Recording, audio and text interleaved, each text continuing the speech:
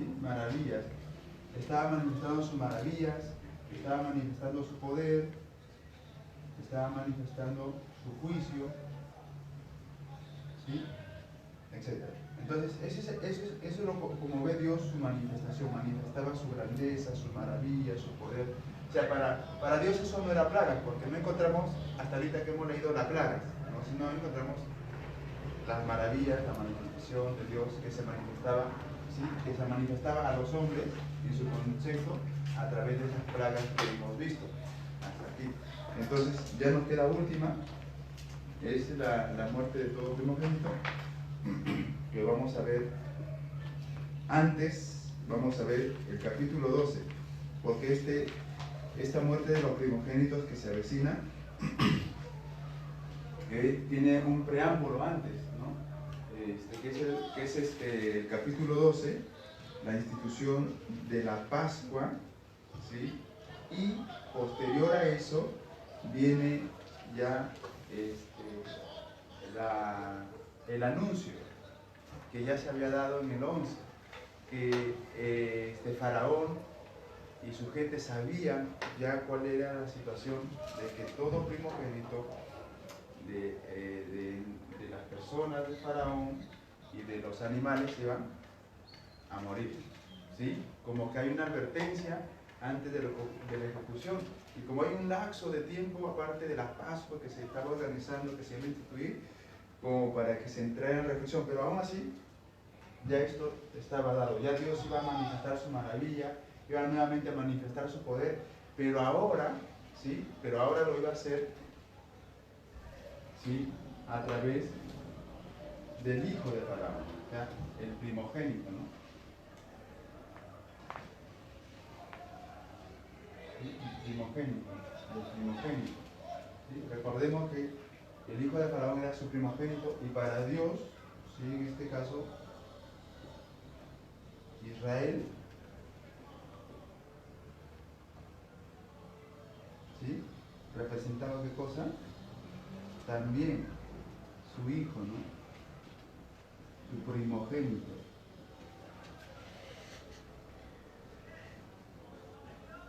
¿Sí? Su primogénito. Entonces, Israel para Dios es su hijo, su primogénito, o sea, un hijo, digamos, Israel, el hijo de Dios, para llamarlo así, porque así lo presenta, ¿ya? Y recordemos que para Faraón, su hijo, ¿sí? También era su primogénito. O sea, Faraón se veía siempre como una deidad, ¿no? Como un dios, ¿sí? Como un dios.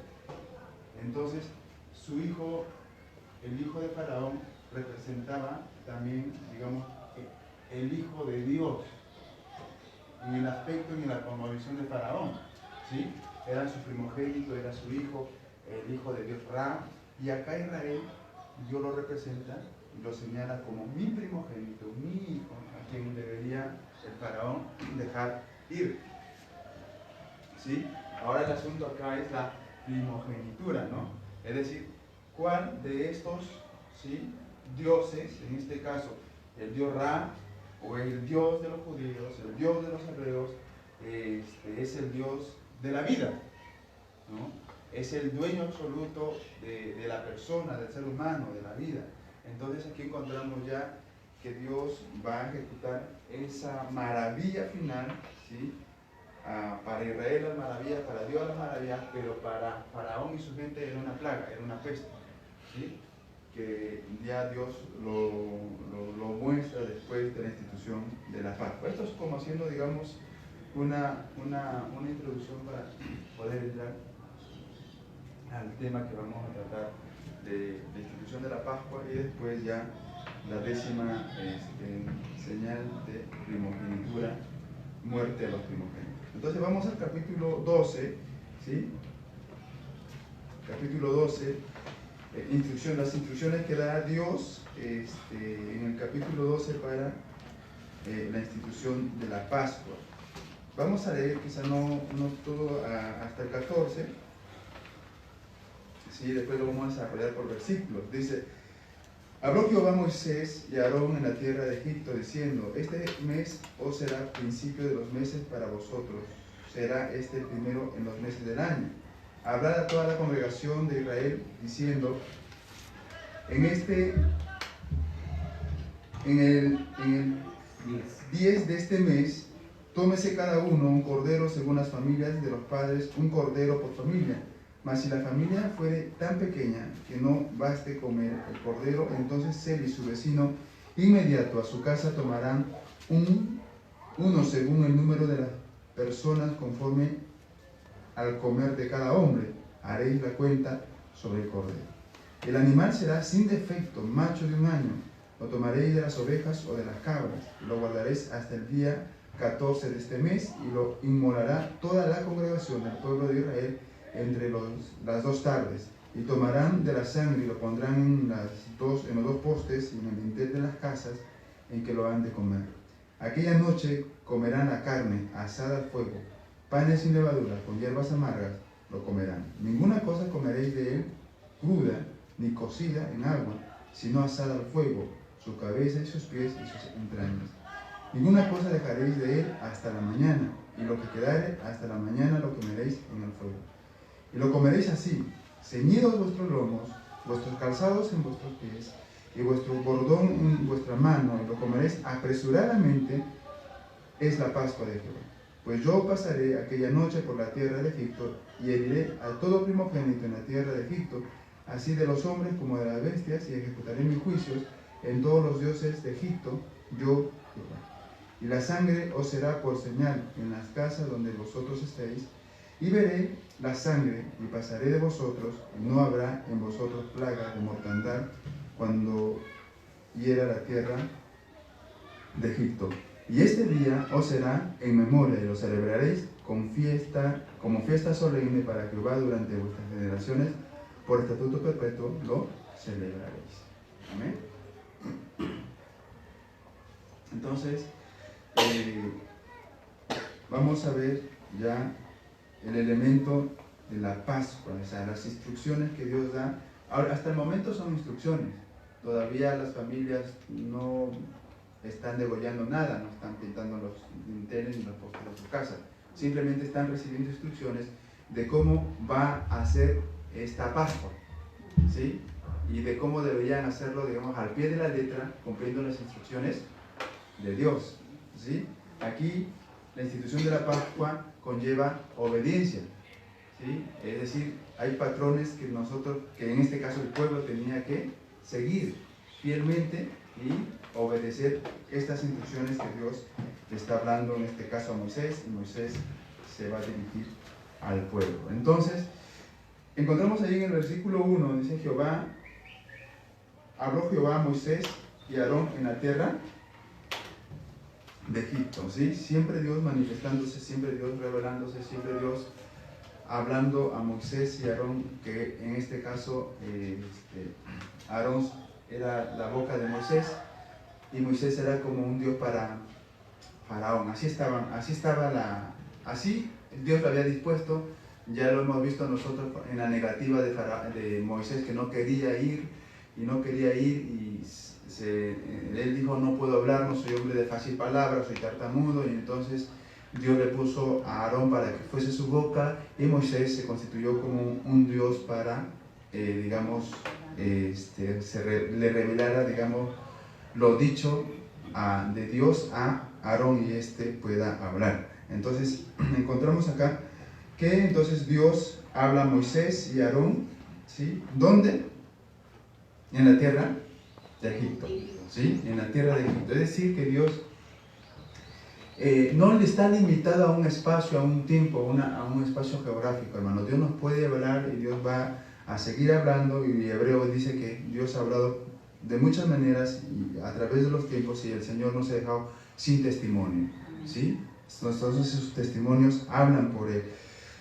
Y en este caso Dios sigue hablando a Moisés. Pero aquí habla Moisés y Aarón específicamente para la institución de la Pascua, de cómo va a ser la liberación del pueblo de Israel, ¿sí? Y qué deberían hacer ellos. El versículo 2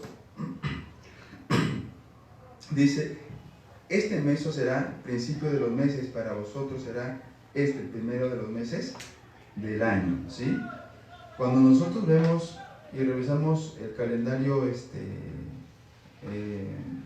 digamos judío, encontramos que los días son distintos, ¿sí? Tienen menos días que nosotros. Entonces el mes que se indica acá es el mes de Nisan, entre marzo y abril, y lo va a registrar también el Levítico 23:5 y 24:25. Si alguien lo puede leer, por favor. Levítico 23:5, 24 y 25, ¿sí?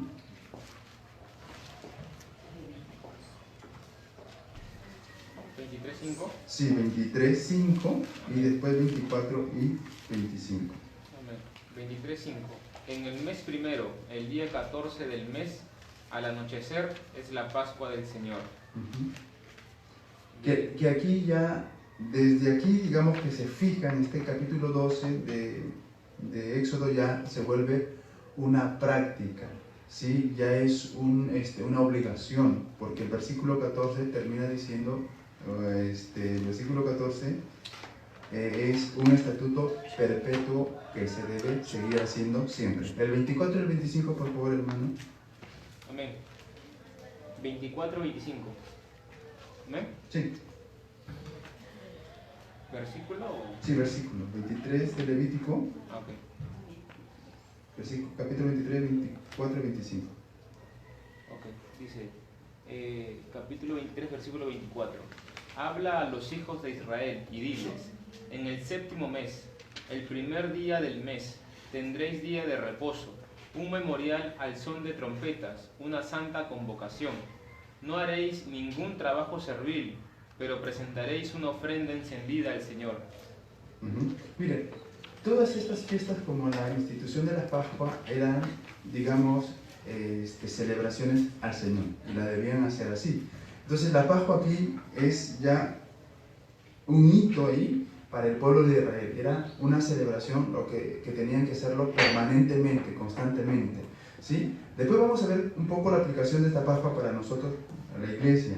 Pero ya en ese mes de Nisan, entre marzo y abril, es donde el Señor ya va a establecer, digamos, esta institución, esta fiesta, ¿no? El versículo 3 dice, habla a toda la congregación de Israel, diciéndoles, en el 10 de este mes, tómese cada uno un cordero según las familias de los padres, un cordero por familia, ¿sí? Ya aquí estamos viendo el cordero pascual, el cordero que va a ser inmolado. ¿Qué tenían que coger, qué tenían que tener las familias para esa Pascua? Un cordero, ¿sí? Un cordero según las familias de los padres, un cordero por familia, ¿sí? Entonces, vamos a encontrar aquí que ya Dios te da una instrucción. ¿Qué van a tomar las familias? Un cordero. Dice, hay varias palabras y frases que denotan al pueblo de Dios reunión o asamblea, porque acá dice, hablar a toda la congregación, ¿sí? Hablar a toda la asamblea. En todo caso, vamos a ver, ¿sí?, esta palabra, ¿no?, de reunión. O sea, uno es la congregación de Israel que se ve en Éxodo 12:1, ¿sí? Están congregados ahí. Habló Jehová y Aarón en la tierra de Egipto diciendo, este mes, y ahí vamos a encontrar lo que para nosotros sería la congregación. El versículo 6 del capítulo 12 dice, y lo guardaréis hasta el día 14 de este mes, y lo guardará toda la congregación, para referirse a Israel como congregación. El versículo 47 del capítulo 12 también dice, y toda la congregación de Israel lo hará, ¿sí? Notamos que no solamente a Israel se lo ve como congregación, sino también como asamblea, ¿sí? Asamblea. Esa palabra en el Nuevo Testamento está relacionada a eclesía, ¿sí?, o iglesia. Entonces, Éxodo 12:6 también nos va a decir eso, ¿sí? Y lo guardaréis hasta el día 14 de este mes, y lo inmolará toda la congregación, toda la asamblea. También Israel es llamada como santa convocación. Ahí lo tenemos en el versículo 16 del capítulo 12. El primer día habrá santa convocación, santa reunión, santa asamblea, santa congregación, etc. También los ejércitos del Señor, así también se le denomina a este pueblo, a esta congregación de Israel. Éxodo 12:41, y pasando los 430 años, en el mismo día, todas las huestes de Jehová salieron de la tierra de Egipto, es decir, el ejército de Dios, el pueblo de Israel, ¿no? O sea, aplicando esta palabra congregación, ¿sí? Y los hijos de Israel, que siempre se está nombrando, ¿no? Lo tenemos en el 12:31, ¿sí? E hizo llamar a Moisés y a Aarón de noche, y les dijo: salid de en medio de mi pueblo, vosotros los hijos de Israel. El 35, e hicieron los hijos de Israel.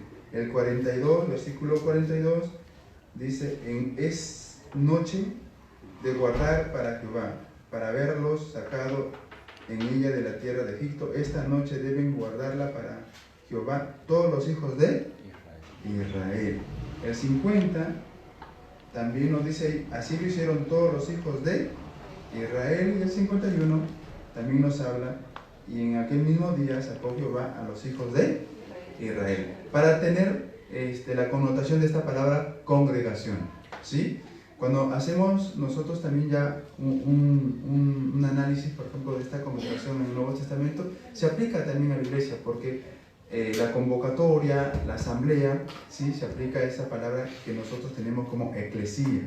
Entonces, ¿quiénes iban a cumplir, quiénes iban a ejecutar y quiénes iban a obedecer esta instrucción del Señor?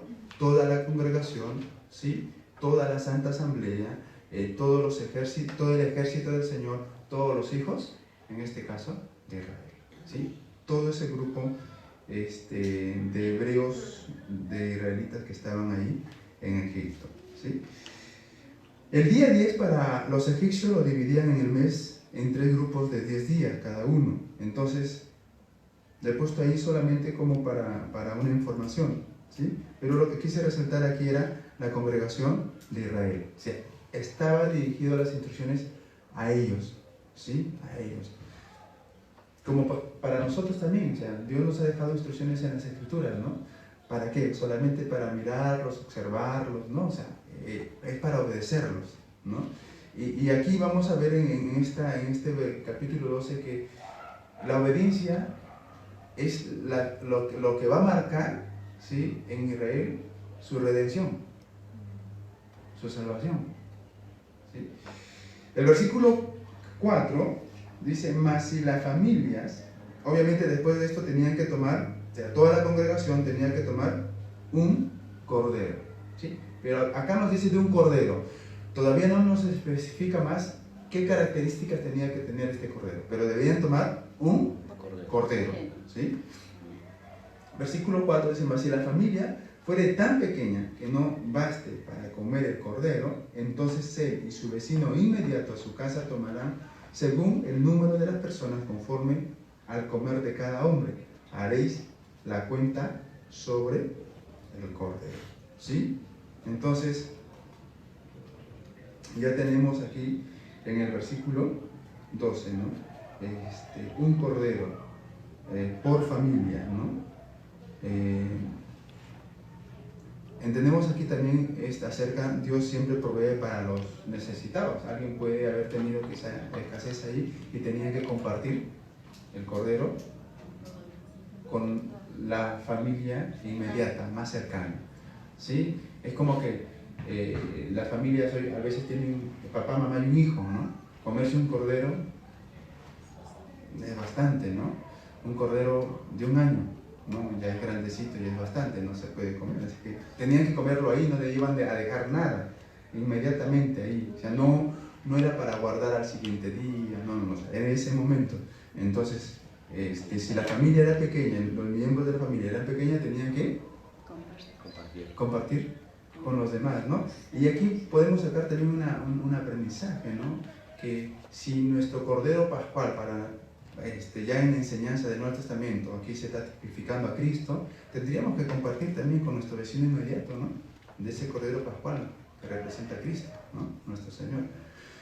El versículo 5 ya nos dice aquí, el animal, o sea, ya el Cordero, ¿sí? El Cordero de esta Pascua, ¿sí? Que Dios está dándoles instrucción, debía ser, ¿sí? Un Cordero, dice acá, el animal será sin defecto, macho de 1 año, lo tomaréis de las ovejas o de las cabras, ¿sí? Ahora ya tenemos más específico en detalle una de las características del cordero. No era cualquier cordero, ¿sí? Si bien es cierto, era un cordero que tenían que sacar, pero era un cordero sin defecto. No tenía que tener defecto, tenía que estar limpio, puro, tenía que estar, digamos, en excelente estado, sin defecto, ¿sí? Pero aún ahí, ¿sí? Dice, no se refiere al color, sino a la salud, las características físicas de la casta, y lo encontramos ahí, que Dios quiere lo mejor para dárselo a él, ¿sí?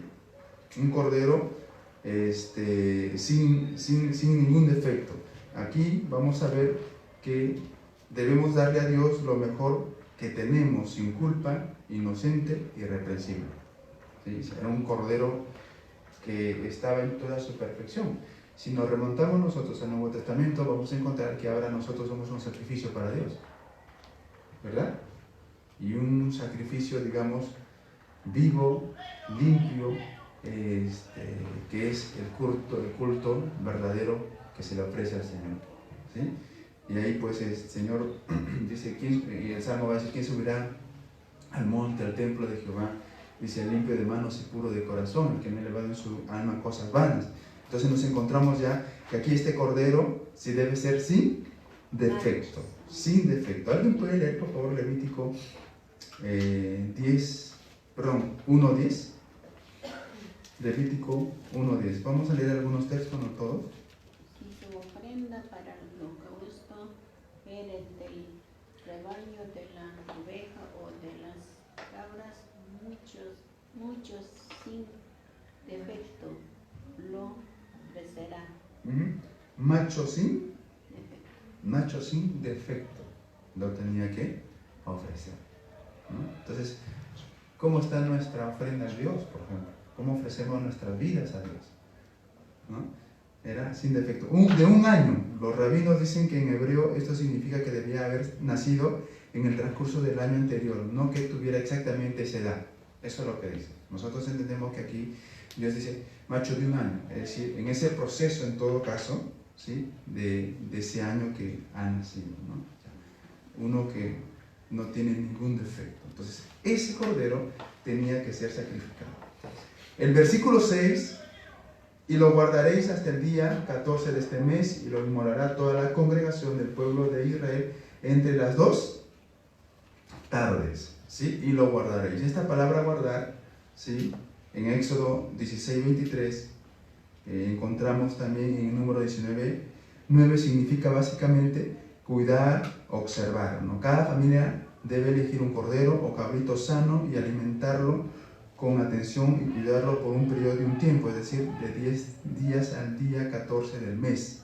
Es decir, aquí ya se tenía que inmolar en ese periodo de tiempo al cordero, ¿sí? Entonces tenían que cuidarlo, tenían que estar en observancia, tenían que alimentarlo y mantenerlo también sano. Éxodo 16:23, por favor. Y él les dijo, esto es lo que ha dicho Jehová, mañana es el santo día de reposo, el reposo consagrado a Jehová. Lo que habéis de cocer, cocedlo hoy, y lo que habéis de cocinar, cocinadlo, y todo lo que os sobrare, guardadlo para mañana. Para mañana, ¿sí?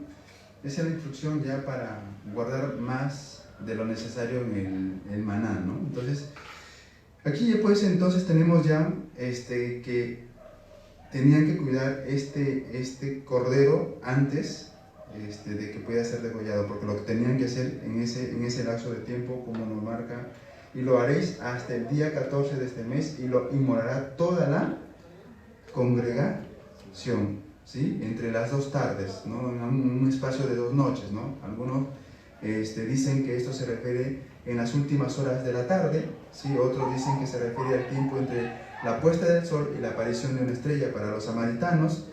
Y para los judíos, recordemos que el oscurecerse es el comienzo de un nuevo día. Pero lo cierto es, entre esas 2 tardes de un día, ¿sí? Lo tenían que inmolar. Dice el versículo 7, tomarán de la sangre, ¿sí? El versículo 7, tomarán de la sangre y lo pondrán en los 2 postes y en el dintel de las casas en que lo han de comer, ¿sí? Recordemos, hermanos, que en este tiempo no había sacerdotes o sumos sacerdotes para sacrificar la ofrenda. ¿Quién lo tenía que hacer? La familia, ¿no? En este caso, el patriarca, ¿no? De la familia, lo tenía que inmolar, lo tenía, digamos, que degollar.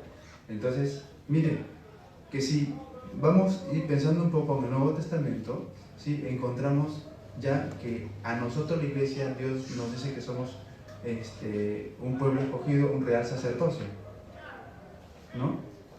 Porque los sacrificios en el Levítico y durante, digamos, la institución levítica, ¿quiénes ofrecían, digamos, quiénes podían ofrecer solamente los sacrificios?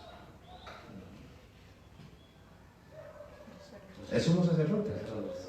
¿Sí? Pero acá, mira, dice, y lo guardaréis el día 14 de este mes y lo inmolará toda la congregación del pueblo de Israel entre las dos tardes, ¿sí? Entonces ahí tenemos que, en este caso, el patriarca, el padre de familia, asumiría este trabajo.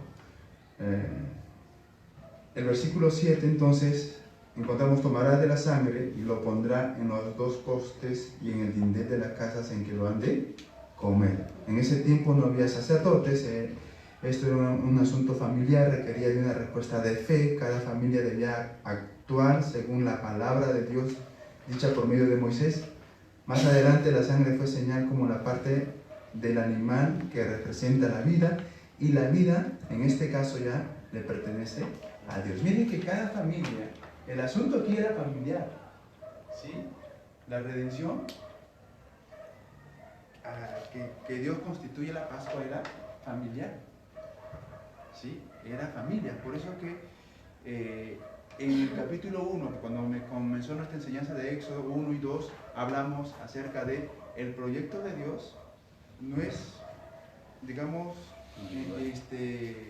un individuo, es la familia, ¿sí? Y ahí hablamos que el proyecto de Dios es de familia. Tanto es así que Dios mismo, ¿sí? Como padre, se constituye un hijo, se constituye un pueblo, y se constituye una novia y posteriormente la esposa, ¿sí? Porque termina el Apocalipsis diciendo que hay las bodas del Cordero, ¿sí? ¿Verdad? Dios y la novia, o Cristo y la novia, y pueblo e hijos, de toda lengua, tribu y nación, ¿sí? Lo que Dios ya desde el inicio había establecido, digamos, como Adán y Eva, pero fracasaron, ¿sí? Dios entonces hace lo que Él tenía que hacer, ¿no? De lo que Él, mejor dicho, lo que Él, su proyecto, Él lo culmina, Él lo acaba, ¿sí? Porque el hombre simplemente no lo puede hacer. Israel tampoco cumple ese propósito. Entonces Dios asume su proyecto. Por eso es que cuando usted lee la Biblia desde Génesis a Apocalipsis, no es en realidad el proyecto del hombre, es el proyecto de Dios. O sea, el personaje principal de Génesis a Apocalipsis es Dios. O sea, no es el hombre, ¿no? Es Dios. O sea, Dios creando al hombre, Dios buscando al hombre perdido, Dios redimiendo a ese hombre perdido, Dios teniendo una esposa que es la iglesia, ¿sí? Unos hijos, un pueblo y una ciudad. Entonces,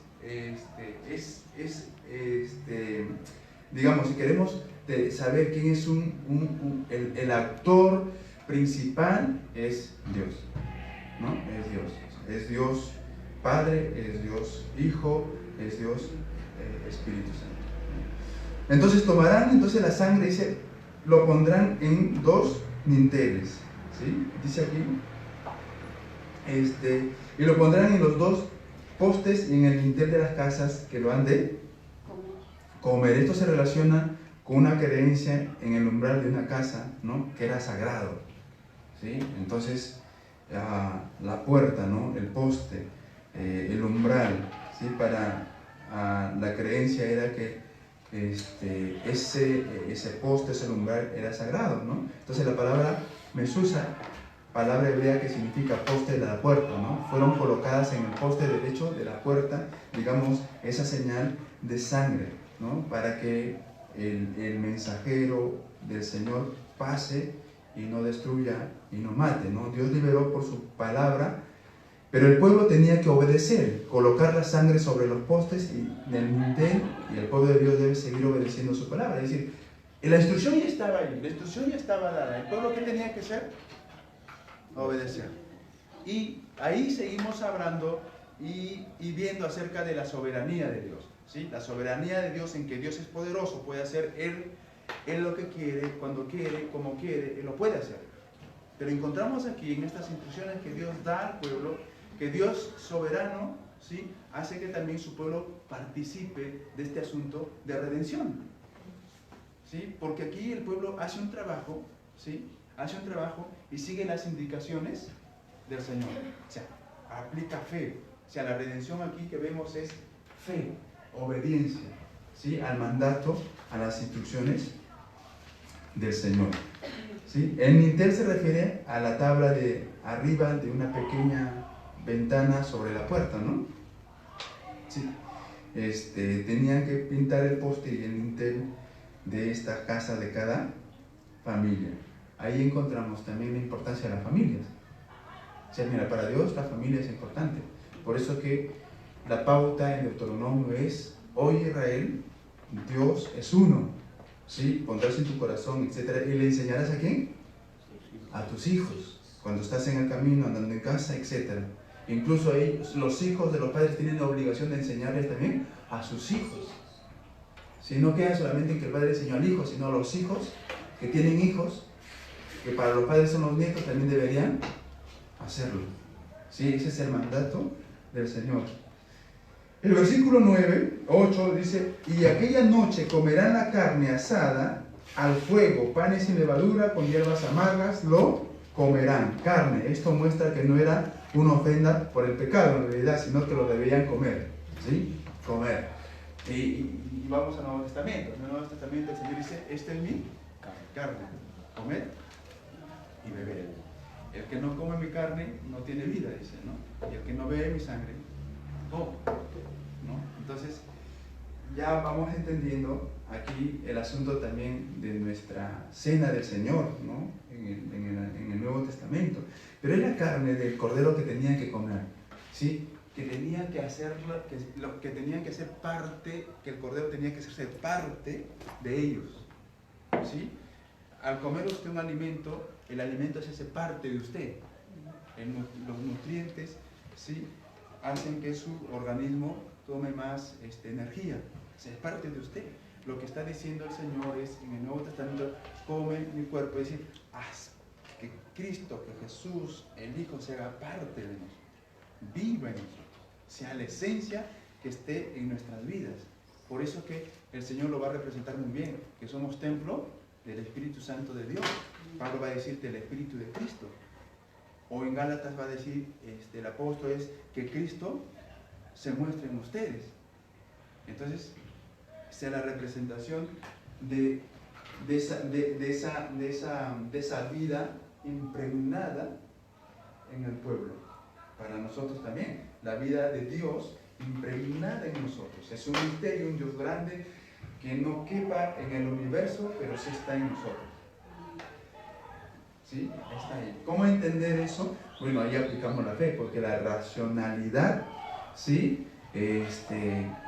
No tiene explicación, no puede explicar, ¿no? Pero ahí hay una relación entre esa vida de Dios y nuestra vida frágil, ¿sí? Frágil, como el apóstol Pablo va a llamar, hacia vasos de barro, que en un momento se puede destruir nuestra vida, pero esa vida divina está en conexión directa y eso nos hace, de algún modo, como dice el apóstol Juan, dice que sin el Señor nosotros no podemos hacer nada, estamos conectados directamente a la vida, ¿no? Entonces, esta carne no tenía que ser hervida, no tenía que ser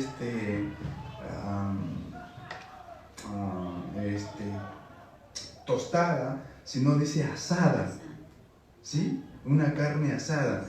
Método antiguo de cocinar parecido a las parrillas. El punto principal de las instrucciones es el cocinado rápido, sin tiempo para preparaciones normales de plato, ¿no?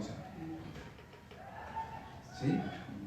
Es asadita, ¿no? O sea, es como que no tienen tiempo de hacerlo como quizás más asado, más crocantes asado, porque el tiempo de su salida está pronto, ¿sí? Está pronto. Dice, pan sin levadura. El pan sin levadura y al asar la carne muestran el factor de poco tiempo. La pizza, la levadura no siempre es un símbolo de pecado, ¿verdad? Sino aquí es el pan sin levadura, y lo tenían con la carne asada, lo tenían que comer rápido, ¿verdad? Porque era para salir. Ya, así lo tenían que comer, o sea, rapidito. Es decir, si aplicamos a nuestra vida aquí en la tierra, es que estamos también de paso, ¿no? Hierbas amargas. Los rabinos creen que son un símbolo del amargo sufrimiento de los hebreos durante la esclavitud en Éxodo. Éxodo 1.14, Deuteronomio 16.3. Por favor, alguien lee esos dos textos. Un recordatorio, ¿no? Como un recordatorio. Éxodo 1.14 y Deuteronomio 16.3, por favor. Éxodo 1.14. Y amargaron su vida con duras servidumbre, en hacer barro y ladrillo, en toda labor del campo y en todo su servicio, al cual los obligaban con rigor. El Deuteronomio 16.3. No comerás con ella pan con levaduras. 7 días comerás con ella pan sin levadura, pan de aflicción, porque a prisa saliste de la tierra de Egipto, para que recuerdes todos los días de tu vida el día que saliste de la tierra de Egipto. Mire, que esto era, o sea, no era un comer por comer, ¿sí? No era una fiesta que uno tenía que recordar. Bueno, estaban recordando su redención, su liberación, dónde estuvieron, qué estuvieron, cómo fue su vida, ¿verdad? Y ahora, aún libres, cuando participaban de esta Pascua, el judío recordaba su vida anterior, ¿no? Y es cuando nosotros tomamos la cena del Señor, cuando participamos de la cena del Señor. Hay dos cosas que se muestran ahí, dos elementos importantes. Un elemento, ¿sí?, de una vida, ¿verdad?, sin Dios, no siendo pueblo, no siendo hijo, y cómo Dios en su misericordia, en su infinito amor, en su infinita gracia, nos redime, nos salva, ¿verdad?, por esta obra redentora de Cristo. O sea, un momento quizás de recordar, y con lloro, y con cierta aflicción, ¿verdad?, y con cierta gratitud por esa redención, pero al mismo tiempo, el otro elemento es que hay un gozo, una alegría por mi redención, por nuestra redención, porque hay un futuro glorioso, un futuro que Dios nos dice que nuestra vida no será igual, será mudada, sino a la vida semejante de Él. Por eso que Él dice que cuando tomemos y participemos de su cena, estamos diciendo, Señor, ven ya, ¿no? Ven ya. Entonces aquí, esta Pascua, cuando los hebreos participaban, recordaban su momento de crisis, de amargura, ¿sí? Y lo recordaban quizá con mucha nostalgia, pero veían su presente era distinto, libres, bajo la sombra del Señor, bajo la sombra del Altísimo, y su momento era glorioso, ¿no? Por eso es que esta fiesta lo tenían que contar a sus hijos, decírselo, hablárselo, enseñárselo. ¿Sí? Versículo 9 y versículo 10. Ninguna cosa comeréis, en este caso de este animal, de este cordero, dice, cruda, ni cocida en agua. O sea, eso no era la instrucción, la tenían que asar, sino asar al fuego su cabeza con sus pies y sus entrañas. O sea, la tenían que cocer, ¿sí?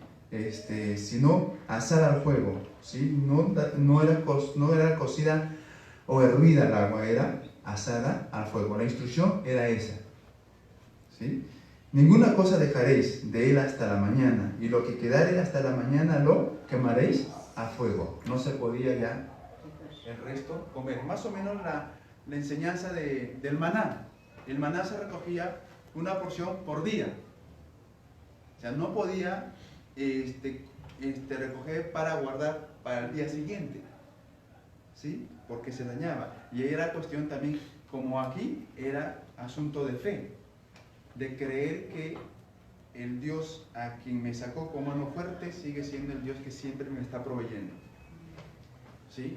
Entonces, Dios impregna en este pan o en este maná, después que vamos a ver, también fe al pueblo.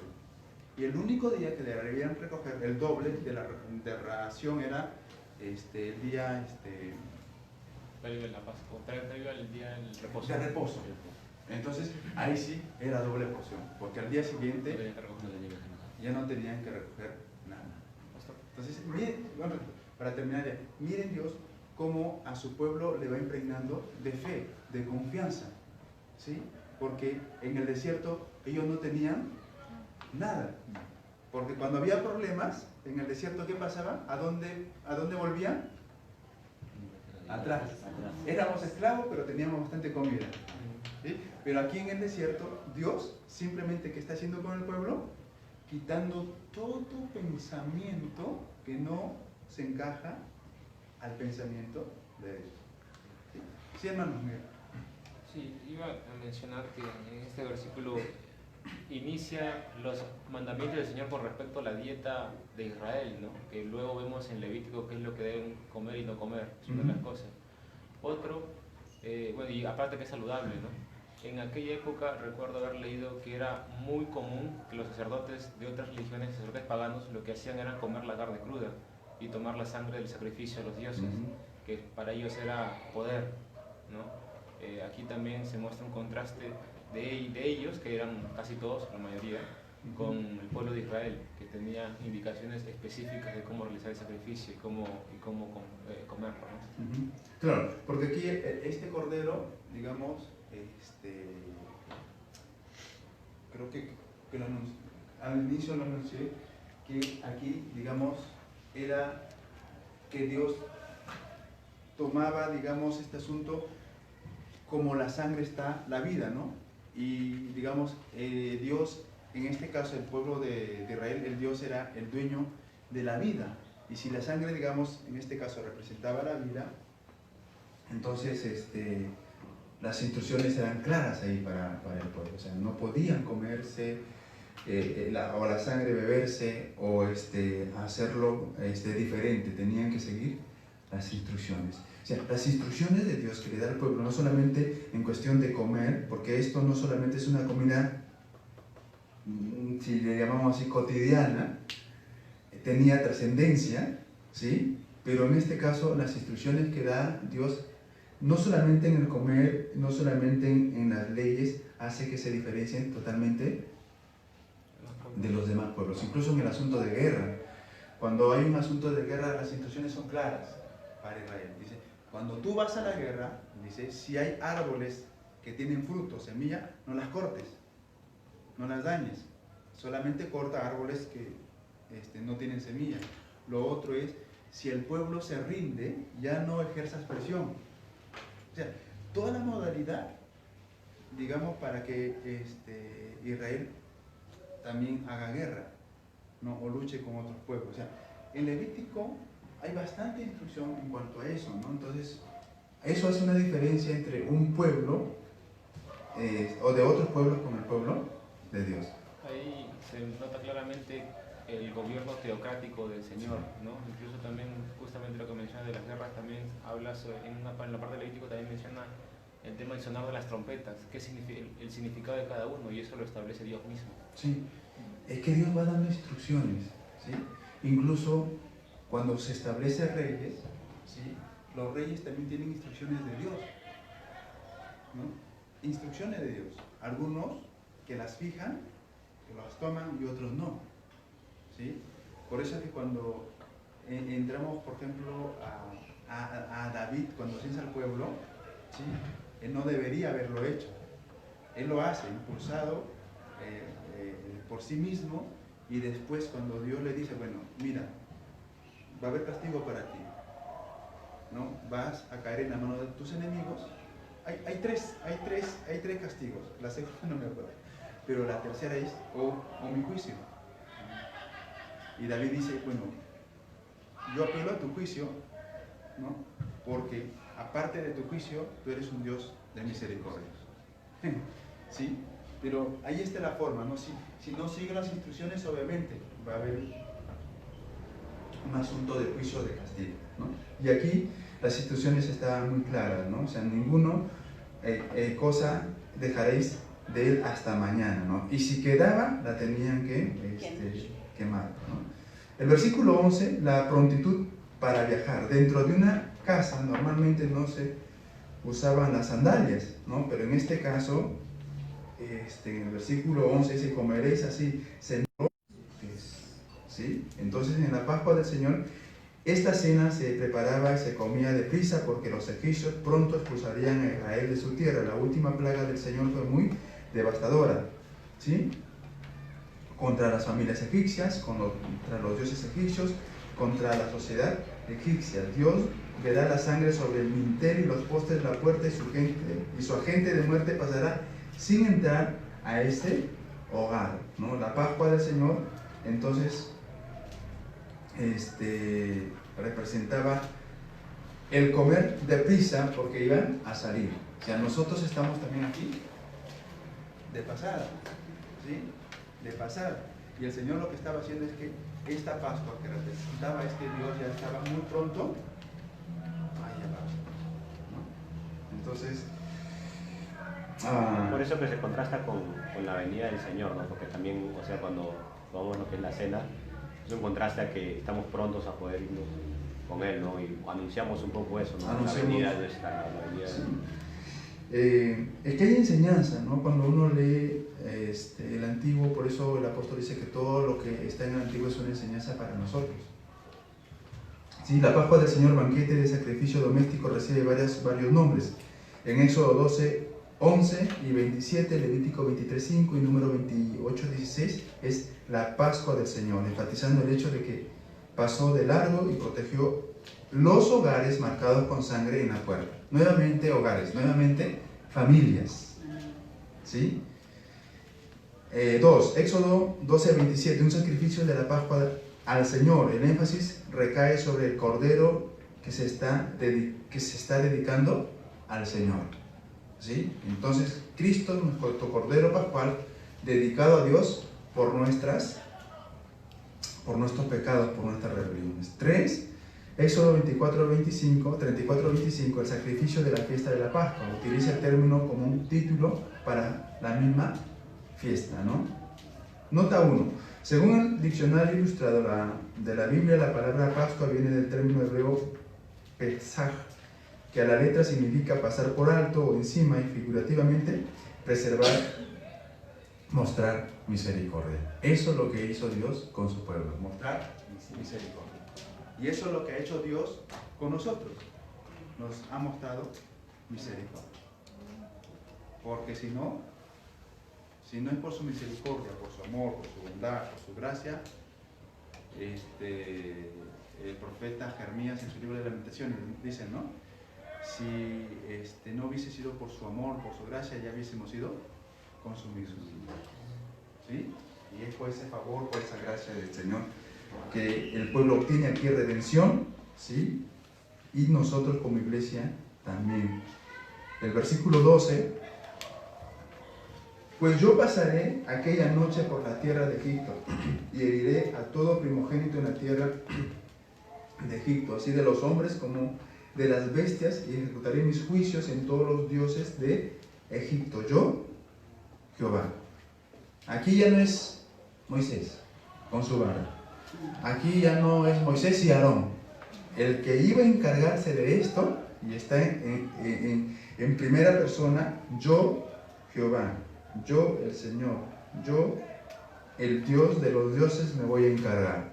¿Sí?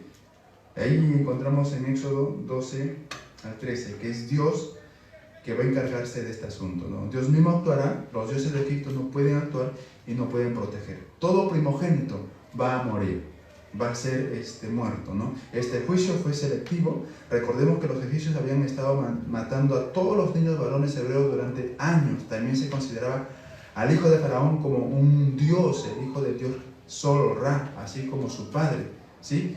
No tuvo heredero. ¿Sí? La combinación de la Pascua con la fiesta de los panes sin levadura ocurrió porque ambas fiestas tienen que ver con algo primero. ¿Sí? Algo primero. La Pascua se relaciona con los primogénitos humanos y de ganado. Eso lo encontramos en Éxodo 13, del 1 al 6. Entonces está relacionado con lo primero. ¿Sí? Con lo primero, con el fruto del vientre, dice aquí. El 13, 1 al 6 dice: Jehová habló a Moisés diciendo: conságrame todo primogénito, cualquiera que abre la matriz entre los hijos de Israel, así de los hombres como de los animales, mío es. ¿Sí? Mío es. Y cuando hablamos ahí, miren, de ese ser primogénito, cuando vamos a la dedicación de los niños, ¿verdad? En Lucas hablamos mucho de la dedicación de los niños. Dice: el primogénito está consagrado a Dios. Y a veces eso como padres también no hemos tenido un poco en cuenta, ¿no? Entonces, para Dios sí tiene esto bastante importancia. Conságrame todo primogénito, ¿no? Cualquiera que abre la matriz de los hijos de Israel, así de los hombres como de los animales. Entonces encontramos ahí, usted puede leer ese versículo, el que sigue, dice: y Moisés dijo al pueblo: tened memoria de este día en el cual habéis salido de Egipto, de la casa de servidumbre, pues Jehová os ha sacado de aquí con mano fuerte, por tanto no comeréis leudado. Vosotros haréis hoy en el mes de Abib. Y cuando Jehová te hubiere metido en la tierra del cananeo, del eteo, del amorreo, del heveo y del jebuseo, la cual juró a tus padres que te daría, tierra que destila leche y miel, harás esta celebración en este mes. Es decir, de consagrar a los primogénitos, ¿no? Entonces, cuando recordamos nosotros, y la clase pasada hablamos acerca de cuando Esaú menosprecia su primogenitura, ¿verdad? ¿Sí? Y es Jacob quien está interesado por eso. ¿Sí? Y cuando vamos leyendo un poco de la primogenitura, es que un primogénito tenía que ser un redentor, el único hijo de Dios, en este caso es Jesús. O sea, bajo esa primogenitura de Esaú venía esa simiente redentora, Cristo, ¿no? Entonces, el primogénito, así como para la mujer que era estéril, era una maldición ser estéril, porque sabían que a través también de una mujer vendría el Mesías. Entonces, era importante la primogenitura, ¿sí? Y era también importante que la mujer no sea estéril, porque es por eso que en el Antiguo Testamento encontramos a mujeres que eran estériles, que oraban a Dios para que su matriz fecunde, ¿sí? Porque ellos sabían que el Mesías venía a través de una mujer, de una virgen, y que la primogenitura también venía, en esa primogenitura estaba también la simiente. Recuerden que Jesús, como Redentor, no es el segundo, y el cordero que se ofrecía tenía que ser lo primero, y nuestro Señor, Hijo único y primero, sin defecto. La primogenitura entonces era importante. Por eso que al primero se le bendecía, el padre lo bendecía con muchos favores. ¿Sí? Ahora hemos dejado de hacer eso, pero deberíamos hacer a nuestros hijos. Versículo... estamos en el versículo 12, ¿verdad? Si de los hombres como de las bestias, todo subraya la corporalidad del hombre y su propiedad. Estaban, digamos, ligados, ¿no? Es otra forma de mostrar el control de Dios que tiene sobre los dioses egipcios también. Es decir, que ustedes saben, atrás, en la última de sus hojitas, hay un cuadro de los dioses de Egipto, ¿sí? Y casi todos los dioses, ¿sí?, son animales, ¿sí?, venerados por los egipcios. Entonces, si bien es cierto, el animal tenía una relación estrecha con su dueño, ¿sí?, pero también esta última señal, esa última maravilla, también estaba contra todos los dioses egipcios, ¿sí?, que la mayoría era animal, ¿no? El último, el dios de la muerte, ¿sí?, Anubis. Entonces, también con este dios, ¿no? Porque encontramos ahí ya representado el dios de los hebreos como el dios de la vida. Que este dios Nubis nada pudo hacer después que murió el hijo de Faraón.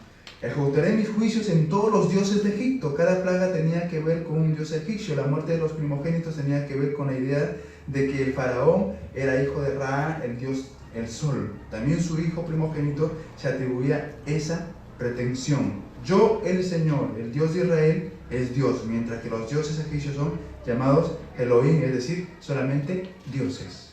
¿Sí? Dioses. No en el sentido como de Génesis aquí, sino como en el sentido de dioses pequeños. En diminutivo, ¿sí?, que ante las señales y maravillas de Dios no podían hacer nada.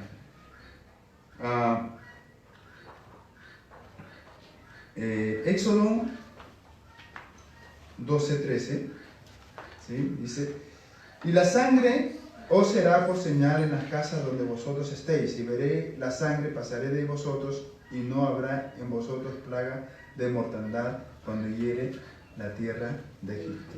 ¿Sí? Mire, a nosotros vemos que es el ángel de la muerte, ¿no? O el mensajero de Jehová, el mensajero del Señor. Pero este versículo dice aquí: y la sangre os será por señal en las casas donde vosotros estéis, y veré la sangre. No dice y verá la sangre, dice y veré la sangre y pasaré de... Para reflexionar, ¿es el mensajero de Dios, es el ángel del Señor o es Dios mismo?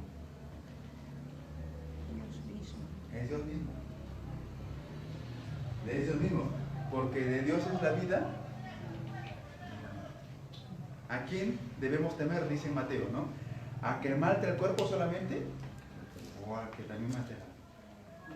¿No? Ahí está Dios. O sea, Él mismo está ejecutando, ¿sí? Y Él mismo va a pasar. Y Él verá, y si es de los hijos, está correctamente la instrucción, pasará de largo. Porque acá dice, y veré su sangre y pasaré de vosotros. ¿Sí? La sangre os será por señal, era una señal de su fe y obediencia, no tanto una señal para la información de aquel ángel de la muerte. ¿Sí? Era obediencia. ¿Sí? Era obediencia. Recuerden que en el capítulo 8, o justo acá también le he puesto de Génesis, de Éxodo, también el Señor advierte, ¿no? Y ahí muchos de los siervos de Faraón se salvan es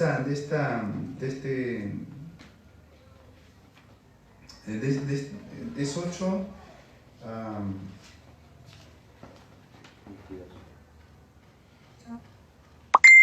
Pero es aplicado a Israel, es 9:20, ¿no? De los siervos de Faraón, el que tuvo temor de la palabra de Jehová hizo huir sus criados y su ganado a casa. El 21, mas el que no puso su corazón en la palabra de Jehová, dejó sus criados y sus ganados en el campo, ¿no? Y entonces, ahí vemos también, digamos que el ángel del Señor, por la obediencia de este pueblo, ¿no? simplemente iba a pasar de largo. Y veré, esto es lenguaje antropomórfico para decir a Dios como si fuera una persona física en vez de un espíritu eterno, ¿no? Y no habrá en vosotros plaga, continuación ya del Éxodo 8, 22, que en toda la tierra de Egipto habrá, pero en la tierra de los hebreos, de José, o donde están los israelitas, no se iba a producir ninguna plaga. ¿Sí? Y el versículo 14,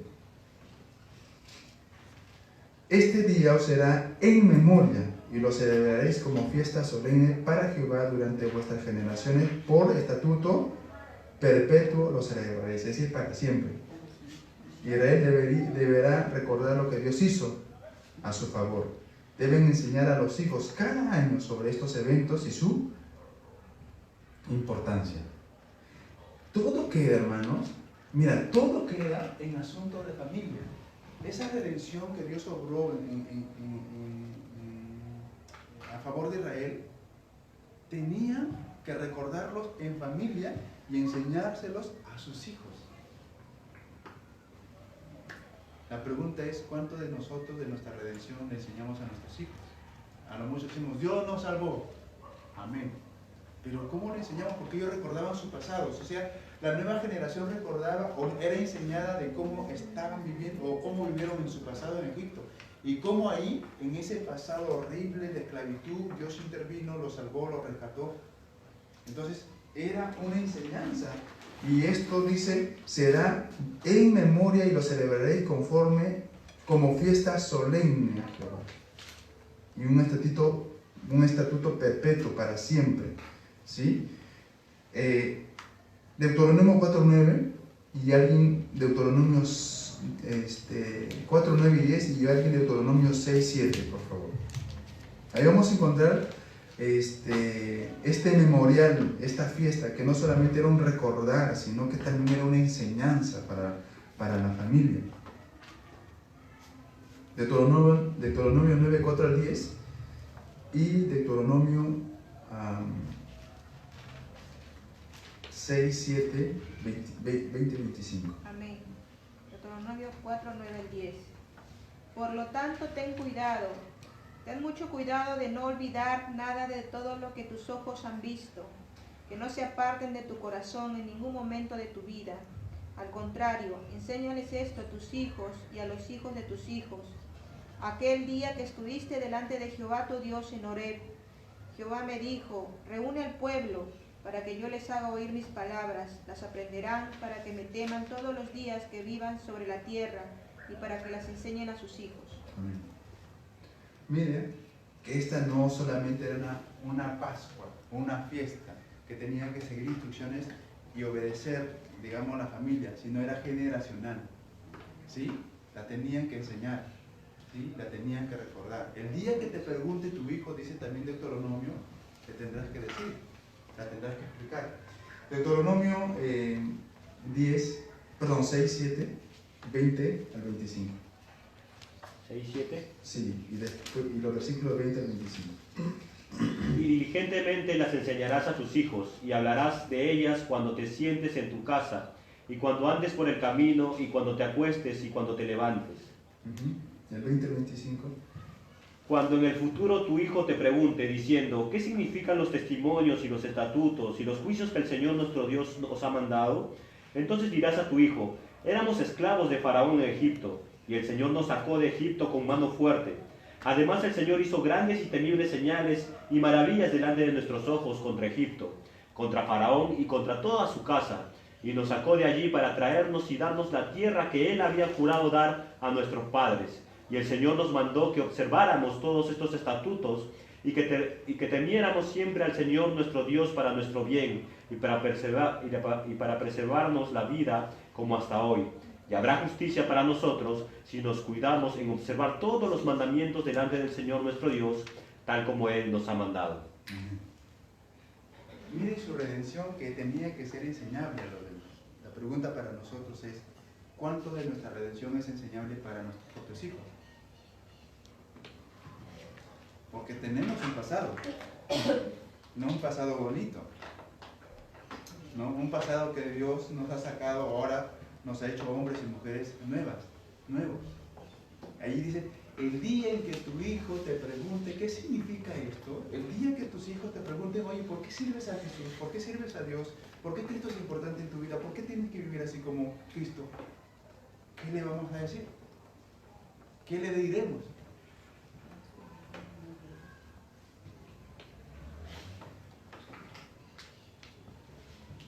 Obviamente, pues no vamos a estar comiendo hierbas amargas,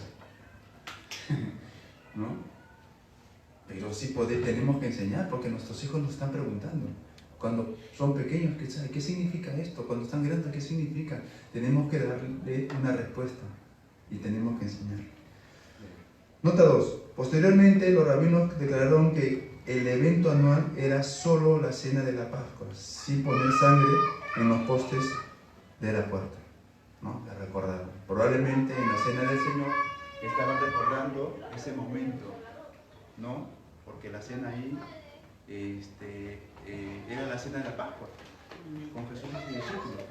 Pero ahí, en ese momento, Dios también hace esa cena del nuevo pacto, ¿no? Para la redención del hombre, ¿no? Estatuto perpetuo, la palabra perpetuo es olam, que significa por siempre, ¿no? Permanente. Este fue un evento único como suceso histórico, teológico, religioso para algunos, pero cargado de verdad y de consecuencias para todas las generaciones bajo el pacto de la ley de Moisés. Los actos de Dios revelan el carácter de Dios y también es una enseñanza para nosotros. ¿Sí? Es una enseñanza para nosotros.